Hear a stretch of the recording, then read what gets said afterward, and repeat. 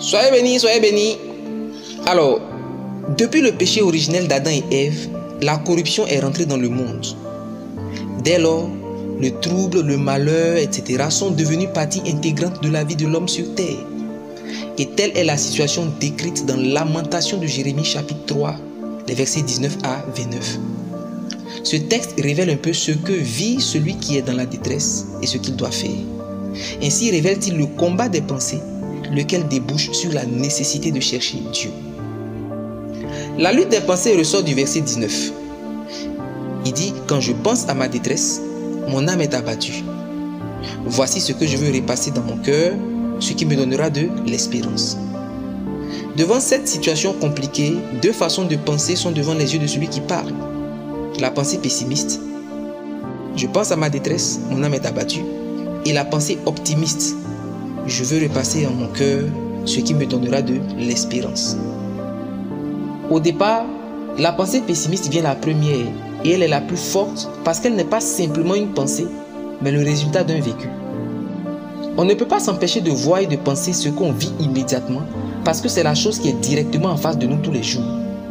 Cependant, avec Jésus, la victoire sur la situation commence aussi par la pensée.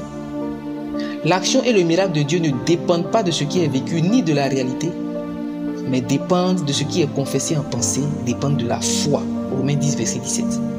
La question, c'est comment réussir à penser le contraire de ce qu'on vit. Je veux repasser en mon cœur ce qui me donnera de l'espérance. Alors pour triompher dans le combat des pensées, il faut demeurer dans la parole et laisser la parole demeurer en nous.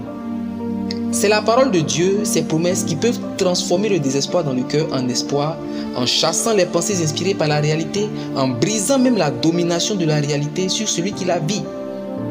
La parole de Dieu n'est pas une simple parole d'encouragement, non, mais elle est puissante, elle a la force, elle guérit le cœur brisé, Isaïe 61, verset 1. Elle chasse les démons, Luc 10, 19. Elle emmène à l'existence même ce qui n'existe pas, Psaume 33, verset 9. Ainsi, malgré le fait qu'elle s'oppose à la réalité, elle a le pouvoir de restaurer l'espoir avec de nouvelles pensées. Ce qui fait la force des pensées pessimistes, c'est la réalité. Mais la parole de Dieu est plus forte que la réalité. Elle est la vérité. Alors, elle nourrit la foi qui à son tour emmène maintenant à la réalité toutes les pensées issues de la parole de Dieu. Pour demeurer dans la parole de Dieu, afin que la parole de Dieu demeure en celui qui la lit, il faut juste passer beaucoup de temps à lire et relire, méditer, lire et relire jusqu'à ce que quelque chose se produise, jusqu'à ce que, par exemple, la force de prier reprenne vie. Si vous demeurez en moi, que mes paroles demeurent en vous, demandez ce que vous voudrez, cela vous sera accordé. Jean 15, verset 7. Alors, la parole de Dieu change, elle transforme les pensées. Et quand elle fait ainsi, celui qui disait au verset 18 « Je n'ai plus d'espérance en l'Éternel » parle autrement au verset 24 en disant « L'Éternel est mon partage, c'est pourquoi je veux espérer en lui ». Ainsi, le mode de pensée transformé débouche naturellement sur la soif de chercher Dieu.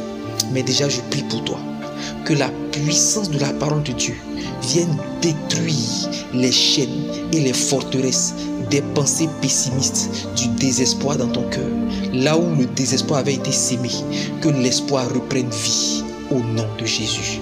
Amen. Que Dieu te bénisse.